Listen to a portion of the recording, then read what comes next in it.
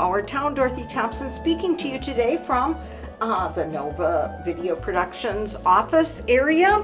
We have an update for you on the Lower Wisconsin Riverway, and we have a little bit of news about some changes coming to our town and other Nova productions.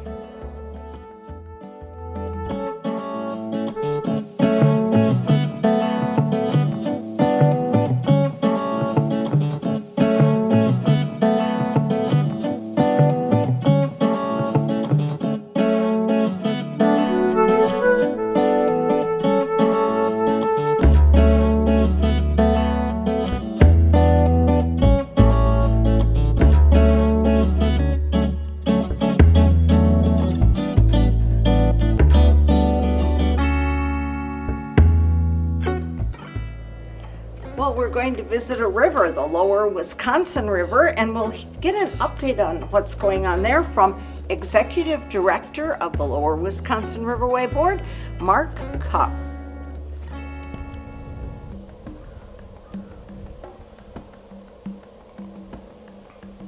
We're here on the Wisconsin River, and we have Mark Cupp, Executive Director of the Lower Wisconsin State Riverway Board. Good morning. Hi, Ben. It is Monday, what is the date? 14th That's right. of October. Tell us what's coming up the last Sunday of the month. Well, on Sunday, October 27th at 1 o'clock, we'll be back here at Wisconsin Riverside Resort on the beautiful Wisconsin River. And we'll be celebrating the 35th anniversary of the Lower Wisconsin State Riverway and Riverway Board. I have been with the Riverway Board as Executive Director since inception of the project. The very first Riverway Board meeting was on November 1st of 1989, and that was held at Muscadet at the village offices. And at that point they initiated the hiring process. They had to go through a formation of the board, electing officers, setting up committees, etc. And then I was hired after several weeks of going through that process. I had no intention of leaving my job working at the state capitol, initially for former state representative, then Senator Dale Schultz, but at that time I was working for State Senator Dick Krull, who many people from southwest Wisconsin would recognize that name. And I really enjoyed working at the Capitol, but I was asked to throw my hat in the ring for this newly created position of Executive Director of the Riverway Board.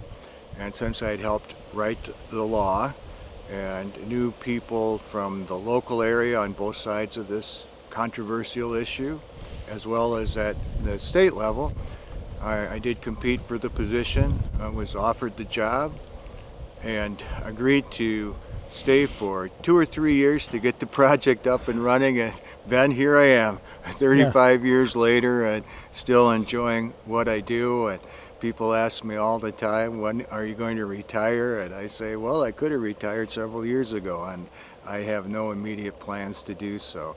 So on October 27th we'll be celebrating that 35 years of a wonderful project to protect and preserve the scenic beauty and natural character of the final 92 miles and 100,000 acres of the Lower Wisconsin River Valley.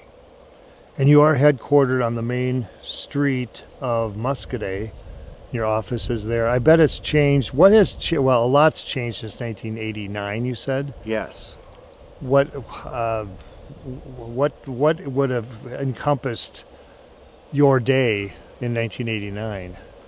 Well, starting in January of that year, we had to literally create a state agency from pencils and desks and policies to now the whole advent of technology and the computers, the digital changes in terms of how we do business. You know, if we had permit applications back in those days, we would literally sometimes have to put a balloon filled with helium way up on a hill and go out on the river in a boat and assess visibility.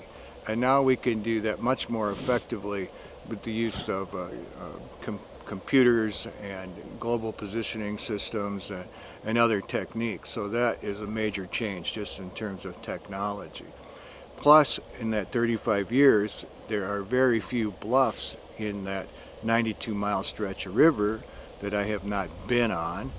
Of course, I have intimate knowledge of all of these miles of river, so that just institutional knowledge of this whole riverway has provided me with that background, that infrastructure of knowing the river itself. So things have changed a lot. There have been many successes from a natural resources perspective, particularly with the explosion of bald eagle nests in the river and the success of the recovery of eagles. We've seen pelicans come back to the river, and those kind of large birds are things that people recognize, but so many other successes with prairie restoration projects and other endangered, threatened, and species of special concerns that are now flourishing.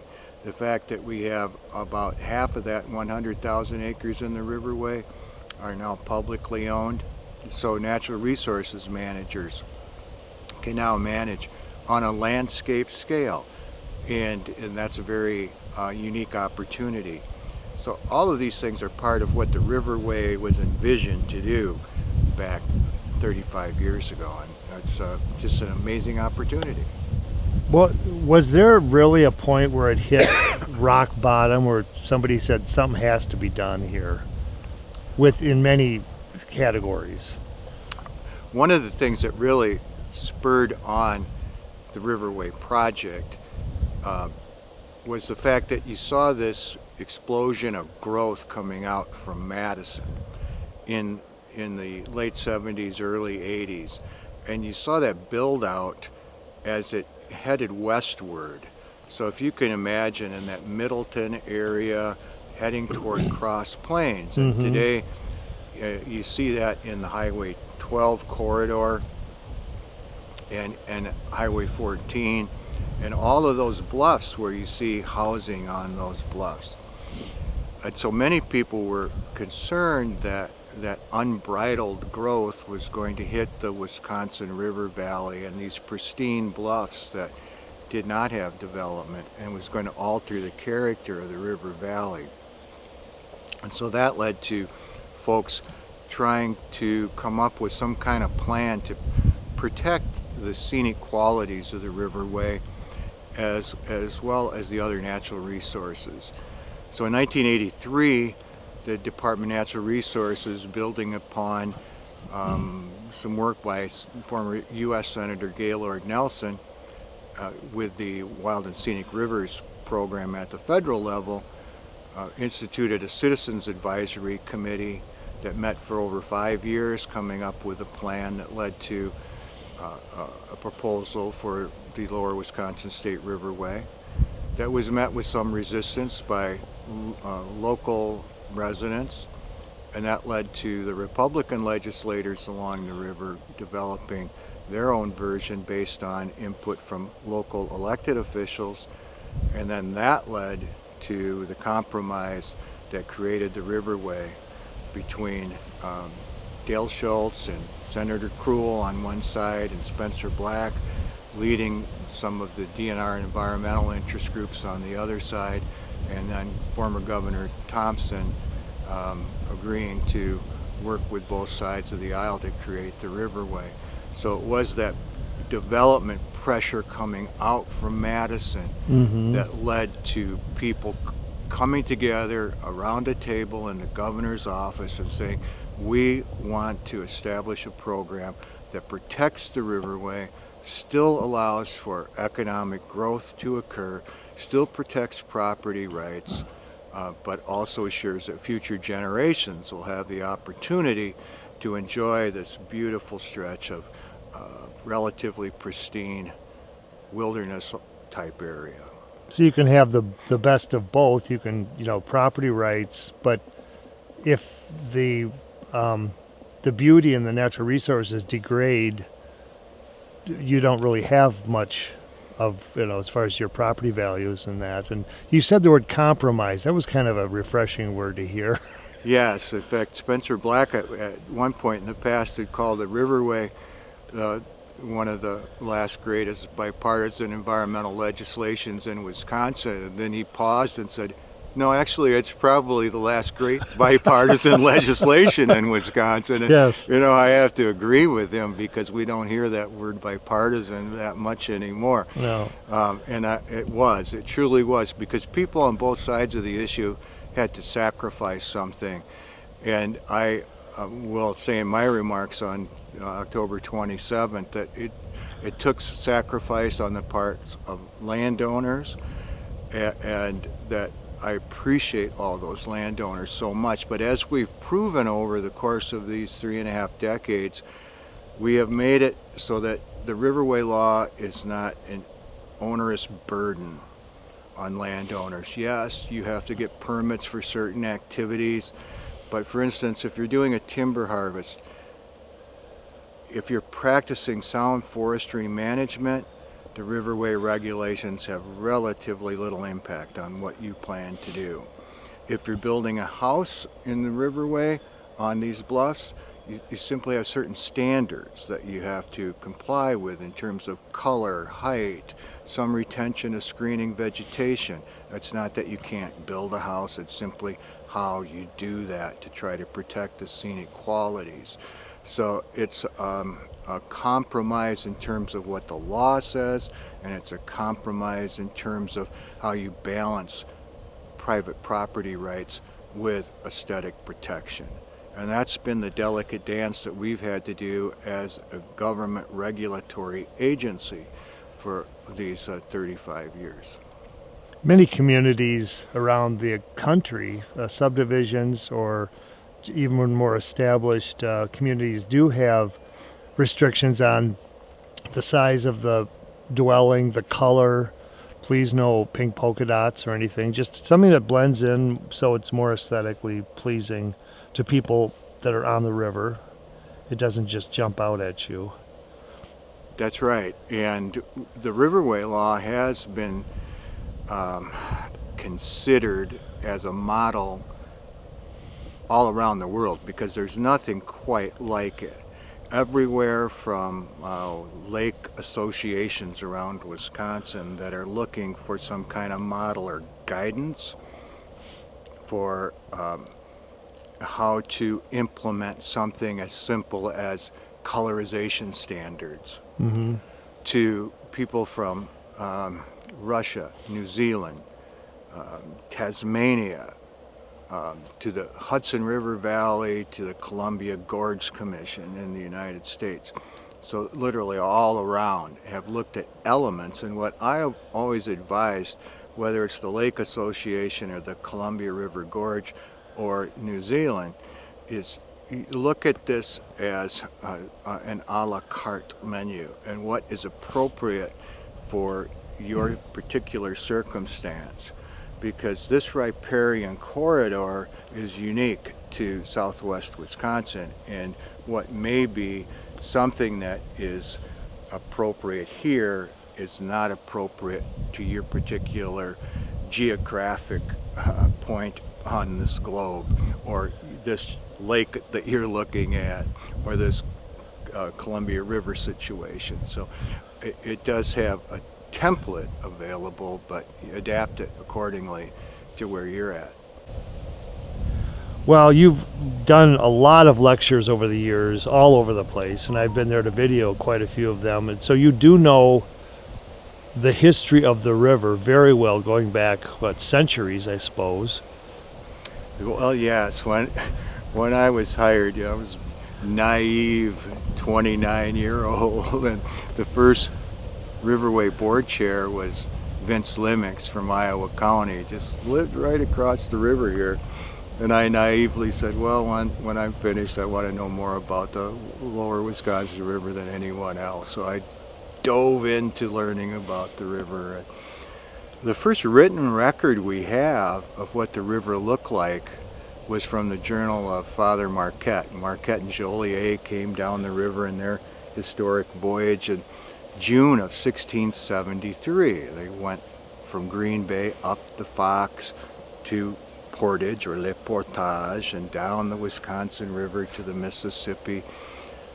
And Marquette wrote in his journal, "The Wisconsin River is very broad with a sandy bottom that forms numerous shoals that render navigation difficult.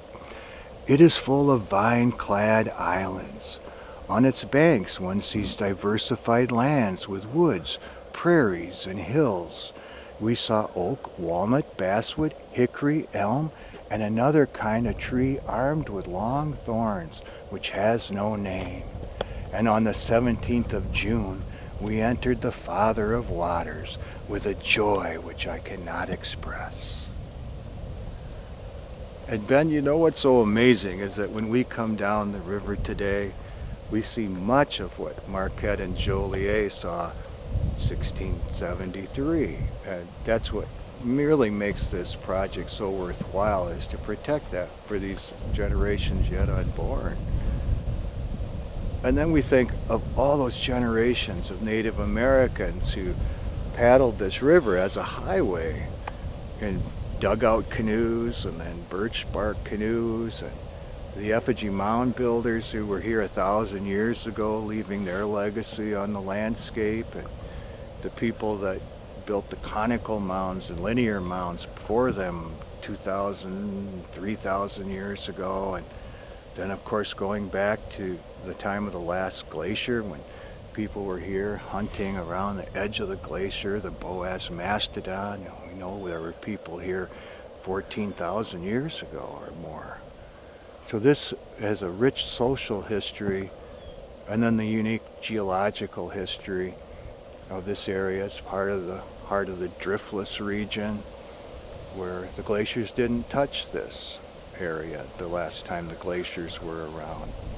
And all of that is part of this rich tapestry of the history of the Lower Wisconsin River Valley. And it's the story that is layer upon layer that needs to be told, whether you like the story of the effigy mound builders or early exploration or early settlement or the geology or the fishery or the mussels or the mammals or the birds. There's something for everyone here in the Riverway. It's a natural classroom, a natural laboratory. So many exciting things are going on all the time for artists, for writers, for poets, for plays, for architecture. And it's an inspiring place to be and to work. And maybe that's why I haven't retired after 35 years and feel like there's always something left to do. Well, as we look at the bluff over here, which someone thousands of years ago, some humans have gazed upon, but how much has this river, the course, changed in this area compared to maybe other counties and regions of Wisconsin? Well, you think of this river as being a glacial outwash stream, and that means that it's constantly changing. It's bouncing back and forth, trying to find the path of least resistance. Because really on about at least probably 150 to 250 feet of sand, and so it's constantly cutting back and forth and back and forth. There's a rocky cliff over here, and so it bounces off that and comes back this way. And that's the way it is all the way up and down this Lower Wisconsin River Valley, from Prairie du Sac to Prairie du Chien. So it has changed a lot. This island that's here today, probably 200 years ago, might not have been there. This sandbar that's really evident today, because the river's really low right now. Mm-hmm. If you're here in June, this wouldn't have been as visible. Now maybe 10 years from now, this sandbar will be gone. When you look over the record of Marquette and Joliet, British explorer Jonathan Carver, early American explorers, and something that's evident throughout those early writings are the sandbars, numerous shoals rendering navigation difficult, and these are always shifting, changing. And so today when people are taking their motorboats out, or novice canoeists and kayakers, you have to always read the river. Navigation is difficult, and it's constantly changing. The islands, the sandbars, they're shifting all the time.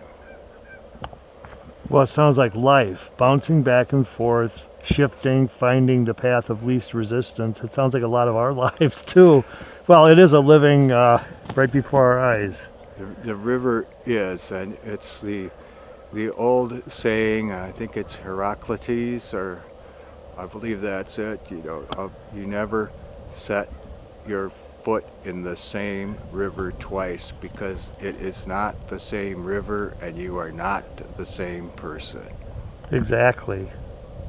Anything else to add to this poetic tribute to the Wisconsin River? Well, I would encourage anyone who has an interest in the river or the riverway to join us on Sunday, October 27th at 1 o'clock here at Wisconsin Riverside Resort near Spring Green. We have received commitments that former State Senator Dale Schultz and former State Representative Spencer Black will be here, and it appears that former Governor Thompson will be also one of our speakers, and lots of other good speakers in the program. We'll have some light refreshments afterwards. So the program will be from approximately 1 to 2 o'clock, and we'll enjoy some good social time afterwards. I'll leave you with one last quote, Ben. This is from Aldo Leopold. Shortly before his death, he wrote, "Yet there remains the river, at some places hardly changed since Paul Bunyan's day. At early dawn, one can still hear it singing in the wilderness. Perhaps our grandsons, having never seen a river, will never miss the chance to set a canoe in singing waters." And that's why we have the Wisconsin River today. We try to protect it so we can set a canoe in the singing waters of this beautiful place.